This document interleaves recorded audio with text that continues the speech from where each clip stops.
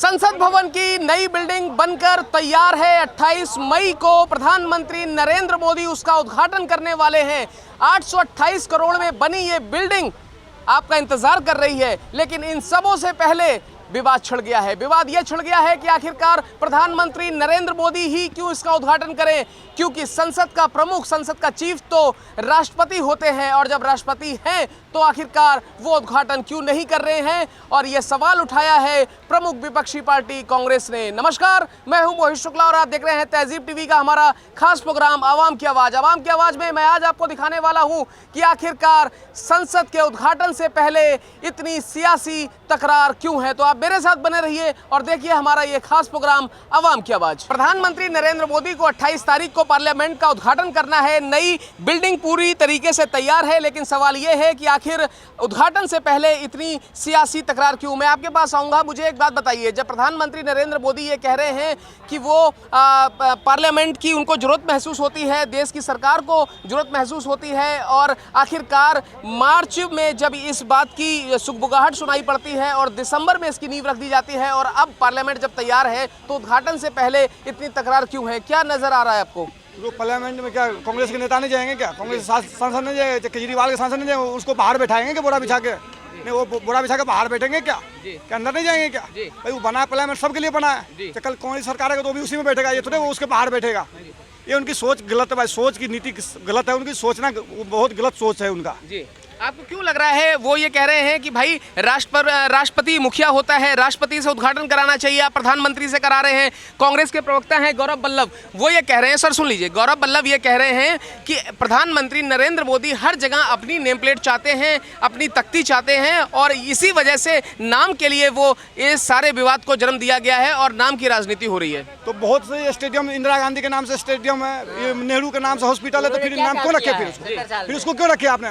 नहीं रखते, राष्ट्रपति के नाम से रखते उसको, फिर क्यों रखे? किसने रखा है? वो तो ये कह रहे हैं कि नाम बदलने में ये लोग माहिर हैं, कई सारी सड़कों के नाम बदल दिए गए, कई सारे अस्पतालों के नाम बदल दिए गए। आपके बगल में मौजूद है फिरोज शाह कोटला, उसका नाम बदल के अरुण जेटली स्टेडियम कर दिया गया। तो जो हमारे देश के हित में बदल रहे, जो पहले की परंपरा में था उसको वापस ला रहे थे, क्या दिक्कत क्या है? भाई पहले नेहरू ने क्या, नेहरू के स्टेडियम है, इंदिरा गांधी स्टेडियम, नेहरू हॉस्पिटल क्यों रखे? आपने राष्ट्रपति के नाम से रखना चाहिए, राष्ट्रपति के अब्दुल कलाम के नाम से रखना चाहिए। आपने क्यों नेहरू के नाम से रखे? इंदिरा गांधी, राजीव गांधी स्टेडियम, ये क्या बना है? एक ही पीढ़ी क्या? मैं आपके पास आना चाहूंगा। कांग्रेस ये कह रही है कि संविधान का अनुच्छेद 60 और 111 हमें ये इजाजत देता है, देश की चुनी हुई सरकार को ये इजाजत देता है कि जब भी इस तरीके का कोई बड़ा कार्यक्रम होगा, या उनका साफ तौर पर इशारा है कि चाहे पार्लियामेंट से जुड़ी हुई चीज हो या फिर पार्लियामेंट के उद्घाटन की बात हो, तो देश का मुखिया होता है राष्ट्रपति, इसलिए संविधान के हिसाब से राष्ट्रपति को उद्घाटन करना चाहिए था, लेकिन प्रधानमंत्री मोदी अपना नाम चमकाने के लिए राजनीति कर रहे हैं। तो कांग्रेस ने संविधान, आज तक संविधान, कौन से संविधान से कांग्रेस चली, मेरे को बताओ जी। हाँ, आज राजीव गांधी या इंदिरा गांधी का, उन लोगों ने क्या देश के लिए हित में काम किया, और हर जगह इंदिरा गांधी स्टेडियम गिनो, इधर राजीव गांधी भवन गिनो, क्यों बनाया? तो वो भी राष्ट्रपति भवन का नाम राष्ट्रपति के नाम से बनाना चाहिए। बोलो, संविधान की जो कांग्रेस बात करता है, संविधान से बात करने नहीं चाहिए कांग्रेस को, शर्म आना चाहिए उनको।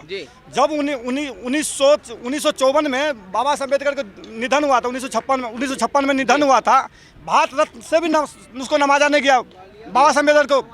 वो तो नसीब सरकार आया उसकी 1990 में 79 में सरकार आया, तो 1990 में जाकर उनको बाबा साहब अम्बेडकर को भारत रत्न सम्मानित किया गया है। कांग्रेस सम्मानित भी नहीं किया, इंदिरा गांधी क्या, राजीव गांधी क्या, जो उससे बाद में हुआ, लेकिन बाबा साहब अम्बेडकर को सम्मानित नहीं किया भारत रत्न से। क्यों नहीं किया कांग्रेस ने? वो तो बीपी सिंह की सरकार है तो भारत रत्न से सम्मानित किया 34 साल के बाद। उस संविधान की बात करे कांग्रेस, कौन सा संविधान? जब इंदिरा गांधी ने यहाँ आफतकाल लगा दिए थे, लोग भूखे मर रहे थे, बिना रोटी की तरस के मर रहे थे, क्या बात करें संविधान के? कांग्रेस के अंदर कोई संविधान बचा ही नहीं। क्या संविधान? सिखों के ऊपर गोली चलवाना ये संविधान था क्या? तमिलनाडु हिंदू पर गोली चलवाने का संविधान था क्या? क्या संविधान था? वक्फ बोर्ड बना के आपने दे दिए, बस लो बोर्ड बना के दे दिया आपने। कौन से संविधान से बात कर रहे हैं आप? वो ये कह रहे हैं कि आप संविधान का हवाला उन्होंने दिया, वो कह रहे हैं अनुच्छेद के हिसाब से आप चल नहीं रहे हैं। कोई अनुच्छेद कुछ नहीं चला, तो कोई संविधान नहीं माना कांग्रेस ने। कौन सा संविधान माना बताओ ना? फिर अगर संविधान माना तो 125वां संशोधन क्यों किया उसको? संशोधन करके सेकुलर राष्ट्र क्यों बना दिया उसको? जब आप आपातकाल में लगाए थे, इमरजेंसी लगाए थे, क्यों लगाए थे? किस तक पे लगाए थे आपने? इससे पूछो ना कांग्रेस से। आप वक्फ बोर्ड बना कैसे दिए आपने? हमारे हिंदू बोर्ड बना क्यों दिए आपने? मौलवी मुलानों को तनख्वाह दे रहे, एक चीज हज यात्रा के लिए एक चीज और आपको बताते चलें कि 25 तारीख को ही जब आपातकाल की बरसी होगी तो प्रधानमंत्री नरेंद्र मोदी मतलब भारत में एक विशाल लेवल पर, मेगा लेवल पर एक बहुत बड़े प्रोग्राम का भी आयोजन करने जा रहे हैं और खुद प्रधानमंत्री नरेंद्र मोदी इसकी अध्यक्षता करेंगे और उनका स्पीच भी रहेगा। हमारे साथ कुछ और लोग मौजूद हैं। सर, एक बात बताइए, जब इतनी लागत लग गई, पैसा लग गया और जब संसद भवन का निर्माण आखिरकार हो ही गया, और सवाल तो ये है कि जब संसद में कई सारी पार्टियों के, तमाम विपक्षी पार्टियों के नेता बैठेंगे तो इस पर अब इतनी सियासी तकरार क्यों हो रही है? कांग्रेस ये कह रही है कि वो सिर्फ नाम की राजनीति कर रहे हैं। देखिए, कांग्रेस पार्टी के जो अध्यक्ष ने बयान दिया है ये अच्छी बात है, लेकिन आपको मालूम होना चाहिए मॉन्टेस्क्यू के अनुसार, ये पूरी दुनिया की मॉन्टेस्क्यू ने कहा separation of the power, executive, judiciary and executive and कार्यपालिका, न्यायपालिका और व्यवस्थापिका, ये तीन सिस्टम है।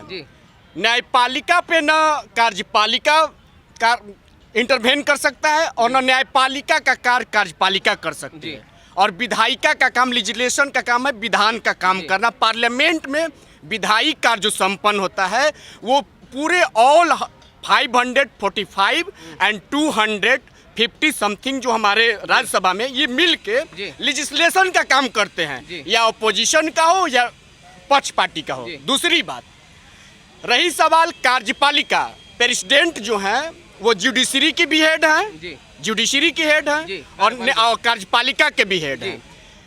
प्रधानमंत्री पार्लियामेंट अंडर आर्टिकल 74 का जब सेक्शन पढ़िएगा, जब मोरारजी देसाई जी का सरकार था, पहली बार नॉन कांग्रेसी पार्टी का सरकार बना मोरारजी देसाई जी के नेतृत्व में, और इमरजेंसी 25 जून 26 जून सन 1975 को डिक्लेयर श्रीमती इंदिरा गांधी जी ने किया। पार्लियामेंट जो है कैसे चला ये सबको मालूम है। इलाहाबाद हाई कोर्ट में जजेस जो है राजनारायण जी ने गए, मामला 2 साल तक, जैसे कोरोना जैसे आप देखें 2 वर्षों तक उस समय बीएससी एमएससी के स्टूडेंट पढ़ाई छोड़ दिया और बैकवर्ड और फॉरवर्ड का नारा चलता था पूरे बिहार में, जिसका लीडरशिप माननीय जयप्रकाश बाबू नारायण ने किया और उत्तर प्रदेश से राम मनोहर लोहिया ने किया।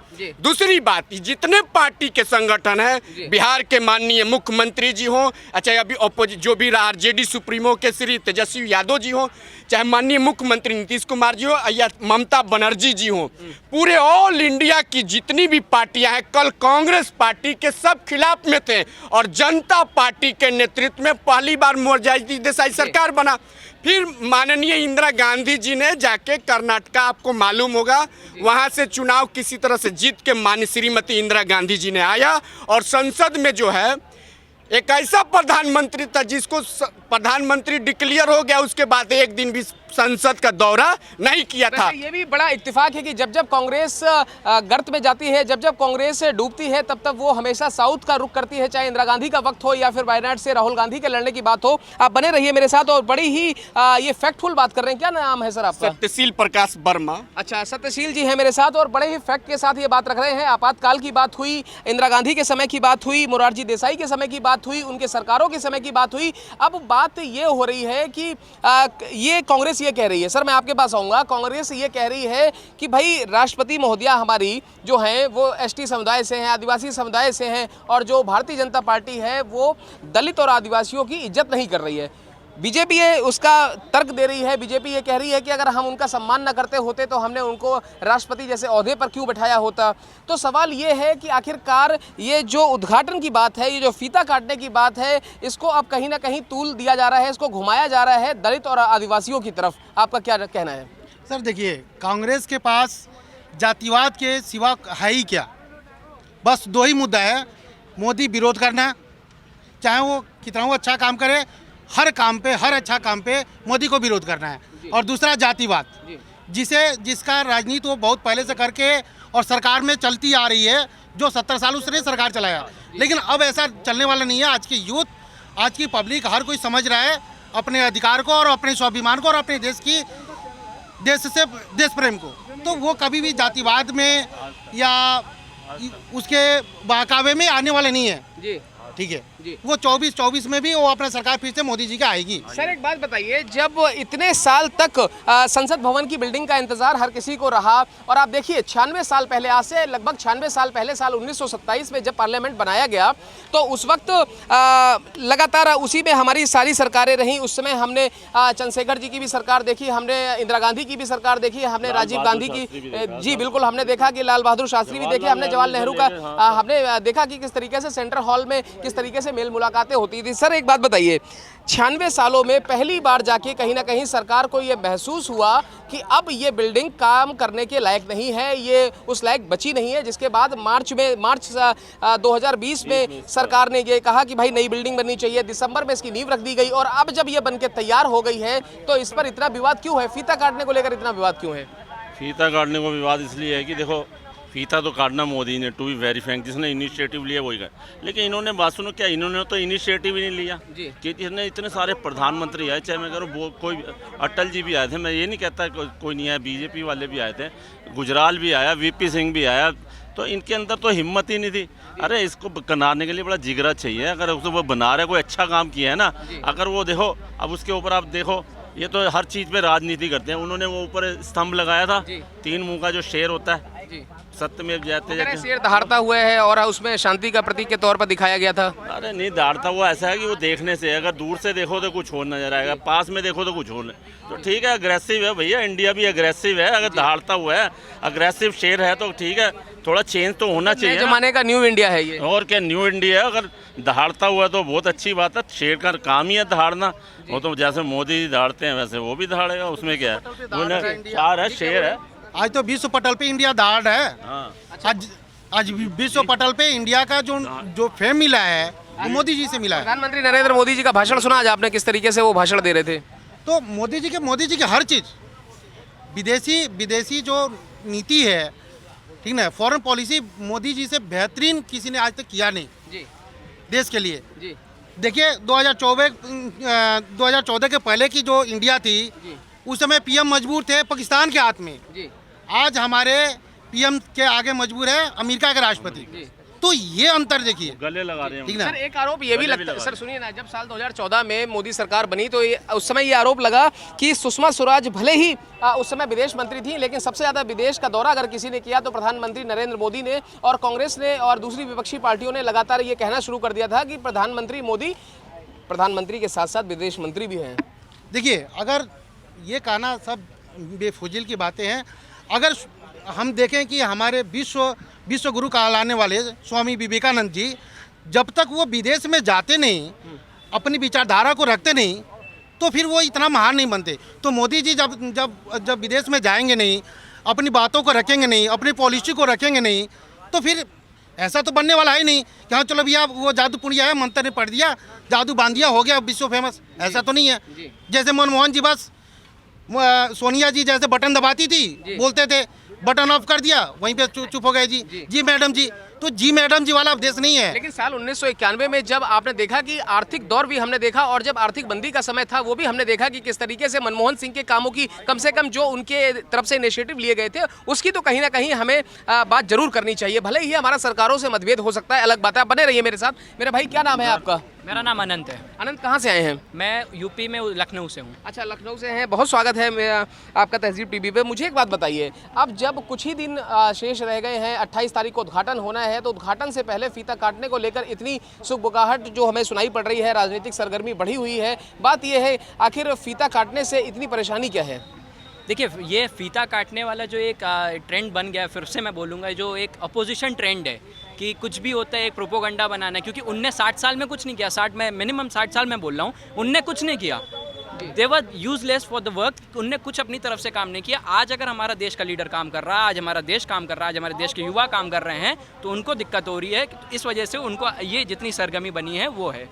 देयर इज नथिंग लाइक कि फीता काटने पे सियासत और बन रही है। आगे आपको रिजल्ट अभी खुद पता चलेगा उसका। सुषमा स्वराज जी विदेश मंत्री रही, ठीक है। उन्होंने जब यूएन में भाषण दिया तो उन्होंने साफ तौर पर एक बात कही थी, एक बात का जिक्र किया था। उन्होंने कहा था कि आज़ादी के बाद हिंदुस्तान के अंदर 70 सालों में जितनी भी हुकूमतें रही हैं, जितनी भी सरकारें रही हैं, सभी ने डेवलपमेंट का काम किया। तो उस वक्त क्या सुषमा स्वराज गलत थी या फिर आपको ऐसा लगता है कि काम नहीं हुआ? देखिए, ये जो भी सरकार रही है, they were the leader of the India, representative है हमारे, वो हमारे देश के सबसे प्रथम व्यक्ति हैं। मैं उनके लिए मैं पर्टिकुलरली किसी को नहीं बोलूँगा, बट हाँ, जो करप्शन था, जो काफ़ी बिल्स ऐसे आए जो बीच में अपने एम्पावरमेंट पे, आपके इमरजेंसी पे लगने पे जो चीज़ इमरजेंसीज आई हैं, उस पर मैं बताना चाहूँगा कि वो चीज़ें गलत फैसले थे। अगर आप कहते हैं सुषमा जी ने भी, मतलब वो आप बहुत आदरणीय हूँ, मैं उनकी बात में मानता हूँ, और उनकी चीज़ अभी भी कोई गलत नहीं है। भाई किसने किया, थोड़ा बहुत काम सबने किया है, लेकिन जिस हिसाब से 70 साल मिलने के बाद और यहाँ पे 10 साल में भी जो क्या कहते हैं कोलाहल मचा हुआ है अपोजिशन के अंदर,